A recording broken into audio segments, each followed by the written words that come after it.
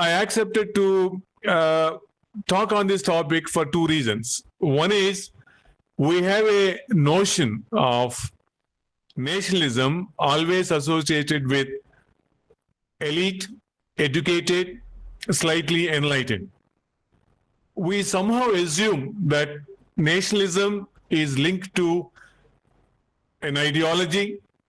Only with intellectual engagement with those ideas one can think of meaning of a foreign rule, consequences of foreign rule, and hence they try to articulate anti-colonial consciousness, ideas and movements. However, in a colonial situation, particularly when foreigners are ruling you, that every human being under that rule experiences that rule. Now, experience of that rule makes people to realize, continuously engage with that rule, and then understand why their conditions were bad compared to the earlier period, why they were subsumed, controlled, conditioned, exploited by the foreign rule. This day-to-day experience makes everybody conscious of the fact that they have to somehow move out of this domination of the foreign rule. So in the sense that every human being is an intellectual, is an intelligent person, makes sense of everyday life. Only some people perform intellectual function. That notion created an idea that national movement means that it is a movement led by only intellectuals, educated, and Indian national movement, led by National Congress. So when we were studying in JNU, so we used to study a lot of stuff about the marginalized communities, peasants, tribes, women, Dalits, and several oppressed social groups. Then we realized that when we have to write about national movement, then we have to write about also these social groups which are not represented in the dominant historical writings, right from the colonial period down to the contemporary period. With that understanding, we started researching. So there is a lot of work done in JNU among my colleagues, my teachers, on peasant movements, tribals, women's movements, and Dalits and other movements. Now, today I present you a movement, interestingly, in India, at an all India level, you do not have, before 1940s, any large-scale revolutionary movement led by tribals in India. It's only in Madras Presidency between 1920 and 22 and 24, you have a 2-year full-scale war waged against the huge Malabar military in the tribal region of Visakhapatnam. There around 20,000 square miles of area is carved out by the British in 1920s. All those areas where the tribals were living, from Visakhapatnam, Godavari, and Ganjam. This is called tribal agency. It was a separate province till 1920s. Later, of course, it was dismantled. Now, our story is located here. First point is that this region was very much part of Madras Presidency. Particularly, they were aware of events that were going on in Madras Presidency. When Gandhi called for non-cooperation movement in 1920, when Gandhi promised Swaraj in 1 year, that everybody, peasants, tribes, women, Dalits, everybody was galvanized into a radical civil disobedience movement, much before 1930 civil disobedience movement. It's only in Madras Presidency you find the first time the Gandhian experiment of no tax campaign was experimented, 1921-22. Now, this has a spill out on the peripheral regions, particularly the tribal regions. The first point we have to remember is that a national movement, non-cooperation movement under Indian National Congress in Madras Presidency did not remain an isolated movement. The no tax campaigns, the radical peasant movements, they all had an echo in the tribal regions because pracharakas were sent to the tribal regions to tell them what's going on in the tribal, in the plain areas, why they were fighting against the British. Charka was spread into the tribal regions. Abhikari, abolition of Abhikari, restraining from drinking, was propagated. There are people who argue that the nationalist consciousness was very much part of these activities, and that is how the tribal region was also started realizing that after all, their lives could also be liberated from the domination of the British rule if only they could join in the national movement. So there is enough material to show that the national movement also was aiming at integrating the regional movements, but unfortunately that remained only to the plain forest areas. For example, Raichoti, Kadapa, other regions where the peasants had a direct interaction with the forest resources. They were actually engaging with the national movement, not into the interior, deep tribal regions.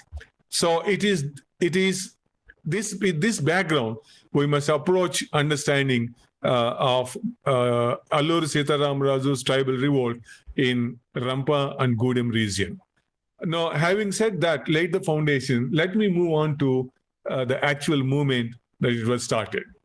Now, we were told there is a lot of material available to show that Sitaram Raju, who was actually born in a coastal region, he was born in Mogallu in 1897. He studied up to 5th form in various places, and then he started moving into the tribal region in order to understand what was going on in that region. There's material to argue to show that he was very much part of the national movement in the plain area. He visited Bengal, he visited Ganjam, he visited other areas, he even visited Chittagong and tried to understand the radical anti-national movements and then see whether that type of experiment can be integrated, can be introduced into the tribal regions, and so that their grievances can be addressed through a different mode. So the second point is that in 1922, as you know, that after Chauri Chaura, the Mahatma Gandhi has called off the movement, non-cooperation movement. There was a very widespread disappointment in Andhra region because Andhra region has gone ahead in beginning of the 1922 with the Gandhian experimentation much before Gandhi experimented in Bardoli of no tax campaign by the peasants. And also the movement against the forest restrictions in the adjacent tribal areas of Raichoti, Kadapa, and other regions. Now, it is in this context that you find that a lot of people in the plain also started arguing why Gandhi called off the movement when it is at the peak. Then, of course, it was only a suspension, not a withdrawal of the movement. So this idea was taken up, this disappointment was taken up very seriously in not only coastal Andhra, but also in the tribal region. Now, Sitaram Raju was able to build his movement precisely based on this disappointment. So he thought that somehow, since he's in touch with Bengal, other region, he thought somehow this larger disappointment may result in a different kind of a radical movement other than the non-violent, non-cooperation Gandhian movement. This expectation by Sitaram Raju has resulted in starting off a tribal revolt in Rampa and Raichodmanam region. So Rampa, Manyam and Gudem region. So the actual activities were started in 1922 August. What he did, he gathered around 400 band of followers, tribals, attacked police stations, 2-3 police stations, confiscated ammunition and guns, and started roaming around the entire region, Rampa Gudem region, and declared Swaraj from the British rule. Now, you may ask why he was doing it. And even if he was doing it, why should the tribals engage with him, go with him and engage with the British? There is a report by Huppel a British officer on the reasons for the Rampa Rebellion in 1923. Interestingly, it is here we find the clue for the actual social base for the Rampa Rebellion in 1922-24. Now, this report talks about the reasons for the revolt. Now, it has a very interesting story. I have seen 4 major files right from hand drafting to publication of the document. Initially, when the government examined, they realized the real issue is forest policy in this region. By the end of the 19th century, the series of restrictions were imposed on the use of the forest resources, not only by the adjacent peasants, but also by the tribals living in the ecozone. Now, Padu cultivation, which is generally practiced by the Koyas in this region, was banned completely. Normally, Koyas does not perform Padu beyond their needs. So the argument that because of Padu, the forest is getting destroyed has no meaning, because they come back to the same region in a cycle after 4 to 5 years. So the actual area of Padu is very limited. But then the government argument is that the entire forest region, based on the 1878 Act, is government. So the government is the owner of the forest region and the resources. Therefore, they cannot, by no means, exploit this without the permission of the government. So the point is the tribal life world, which is part of the ecosystem, living in a sustainable mode for centuries, for millennia, is now being upset. And the series of restrictions were imposed on the very life of, very economic activity of the tribes. This has upset them. But they didn't know what to do. They have no way of revolting against this because they are disorganized and they are not really was able to link their problem with the larger system of colonial rule, as it happened in the plain areas where the Congress and other intellectuals were able to link up their problem with the very basis of the colonial rule. Now, the second point is that all the minor forest produce, which earlier was collected by the tribes and sold in the areas, make money. Now, this is monopolized by the forest department, and plain people, merchant from plain, started coming and auctioning, collecting and taking away. Though the tribes collected, they have to sell to the forest department, not to the outsider. The third is that once the life world is disturbed, once the basic economic activity is disturbed, particularly the sustained agriculture, the millets, the rice, other items has to be cultivated for their daily needs. When all those things were stopped, then they have no means but to depend on something else. It's here that you find the colonial state started introducing in 1920s what is called developmental activities, particularly the road making. Now, without the road making, cartable road making, that the plain merchants cannot go in and appropriate the minor forest projects. Not only that, the government cannot appropriate huge chunks of the high-value timber, which is used not only in India, but also exported to outside. So the minor forest produce collection is stopped, and it has to be sold what the government declared price. The third is that since the main economic activity is disturbed, now they have become dependent on the government activity. Now, the government now is employing the tribes as a labor on the construction of the roads and other communication activities. Now, interestingly, had they paid, like in the plain areas, a proper wage, perhaps the grievance could not have been so gravitational one. In the sense that there is one person in charge of this activity, is called a deputy tahsildar.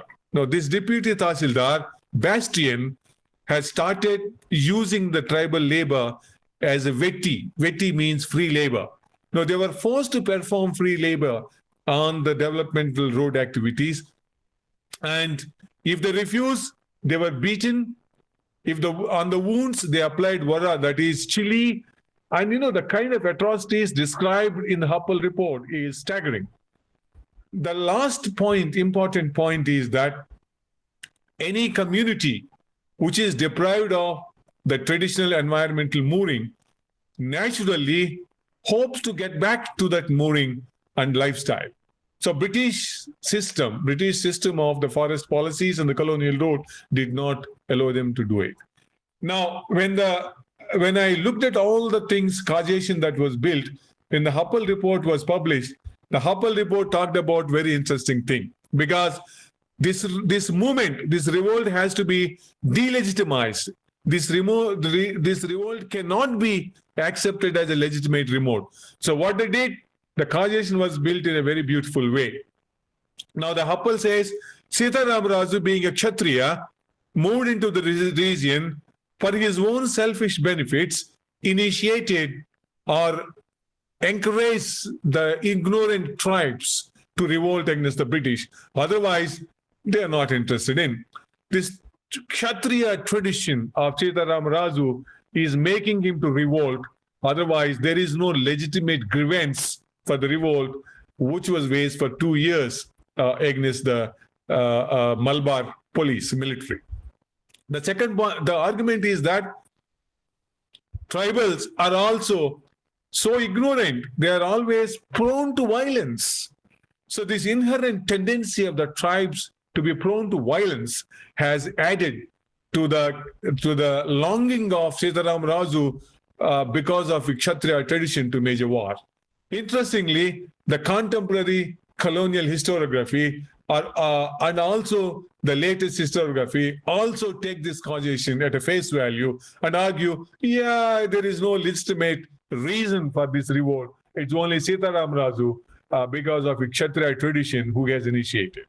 Now, what they did, the actual grievance, which was initially identified related to the forest policy, is relegated to the last point. First is Sitaram Raju as a Kshatriya. He is just bound to revolt. Tribals, violent to traditionally inherently violent, prone to revolt, have done that. And the Bastion, Tahsildar, did some excesses, therefore there's a revolt, otherwise there could not have been. Forest policies grievances, that doesn't exist. Actually, it's a very minor issue. The way that the causation has delegitimized this tribal revolt indicates the intensity of this revolt, the legitimacy of the revolt, if only we can understand and through a proper reconstruction of the history. So my idea is to show this as a part of the national movement, because it is part of the national movement. What is national movement? National movement is regaining of the control over their own lives. Swaraj, Purna Swaraj is the ideal. So is the ideal of tribals in this region for the last 2 years, 22-24. Now, when this revolt was on, for 2 years, there was continuous engagement of the tribes, 500 to sometimes it came to 100, 150, 500, with the army in several points in several areas. In several places, till 1923, the tribal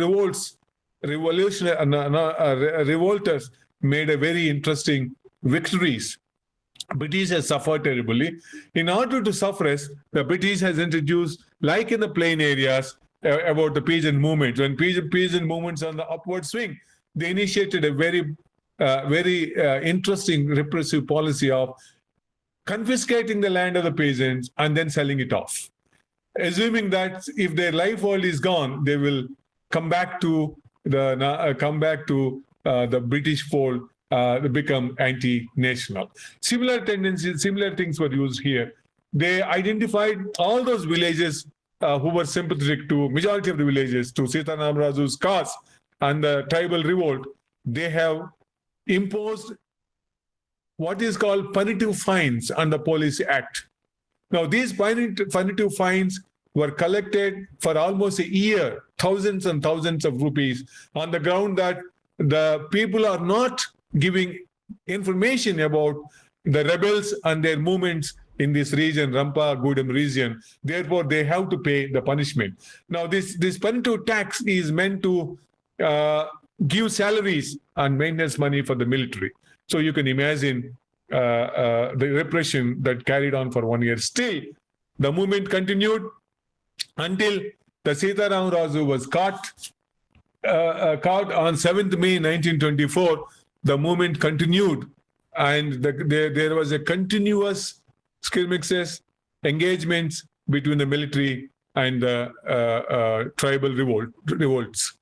The important point we have to keep in mind is, at one level, at an all India level, Indian national movement is arguing that the legitimate way of organizing national movement is through non-violent, peaceful satyagraha.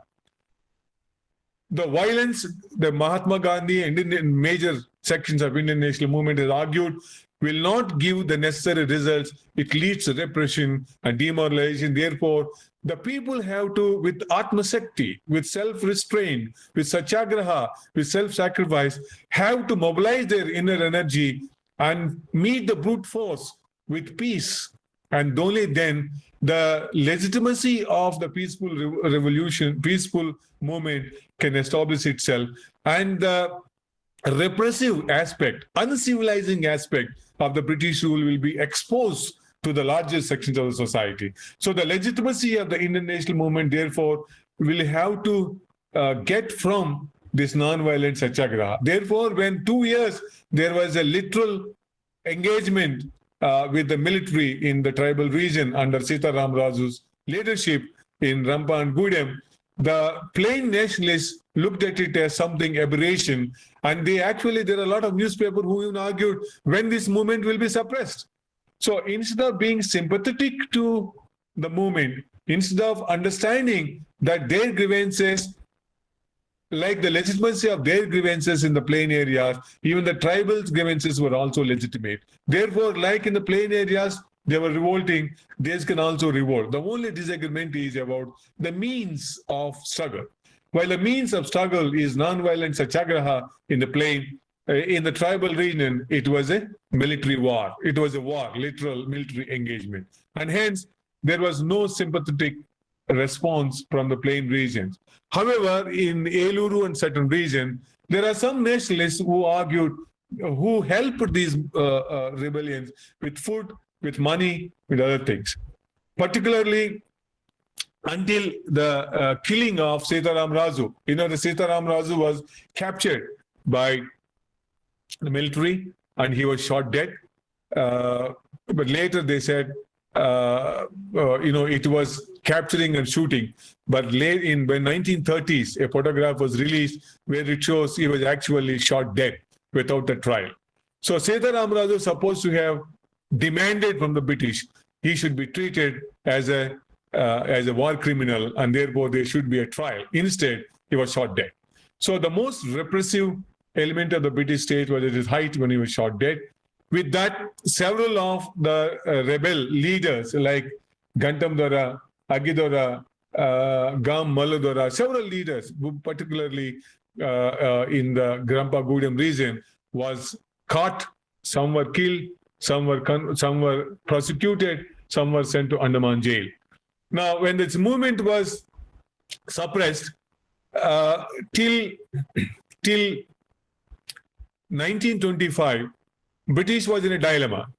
Their fear is that if that kind of movements start emerging in these tribal and other zones, they may have a cascading effect on the plain areas, particularly the peasants, where they have been very militant in 2022.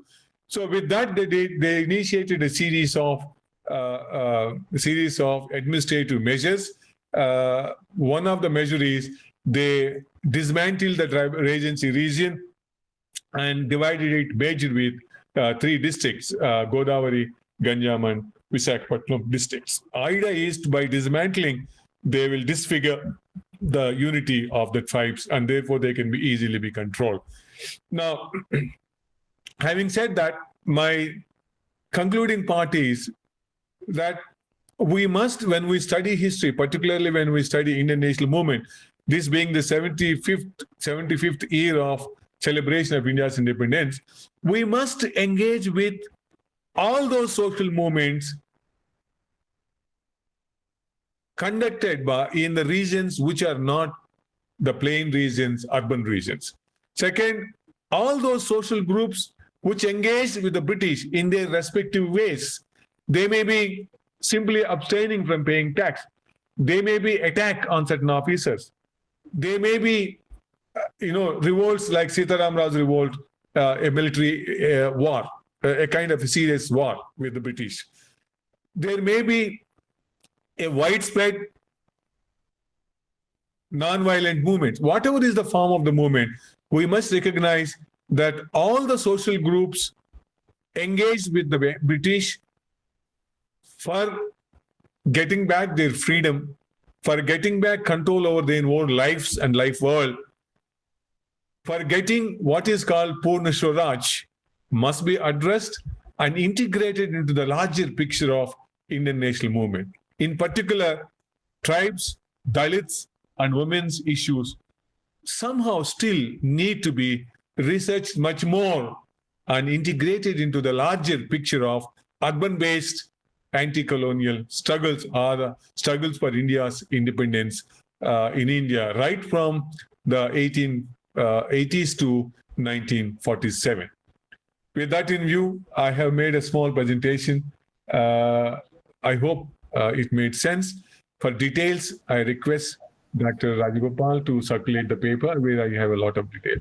I only urge all my young colleagues to move away from only Indian National Congress-based movement to other movements. We call them as, I remember my colleague Kapil Kumar, who was in IGNOU. We have bought out a volume. It's called Peasants and Rebels. In that, what happened? We realized that in larger historiography is talking about primary contradiction. Primary contradiction means British were the Indian society. Indian society at a large, not segmented one, not various classes versus. So there are particularly my guru Bipin Chandra has argued nationalism is inherently in terms of primary contradiction between the British rule and Indian society, which is true. But there is also secondary contradiction within the under the colonial rule. Those secondary contradictions also have to be understood.